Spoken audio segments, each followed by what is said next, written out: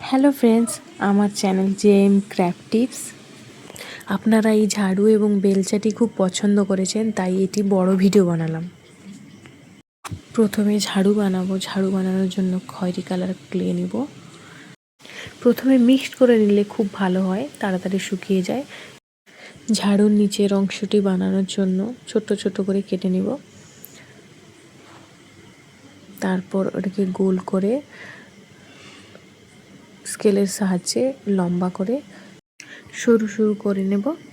এইরকম কয়েকটা করতে হবে, যাতে ভালো লাগে দেখতে। আপনারা বেশি করতে চাইলেও করতে পারেন। এবার আমি একটি সুতো দিয়ে বাঁধলাম মাথাটা। বাঁধার পরে তারপরে গিয়ে কাট করলাম, যতটুকু অংশ লাগবে বাদ বাকি কাট করে দিলাম। তারপর ডান্ডা করার জন্য কালো এবং খয়েরি কালারের ক্লে মিক্সড করে এটি তৈরি করলাম। বাকি বেলচার ভিডিওটা নেক্সট পার্ট। টাটা।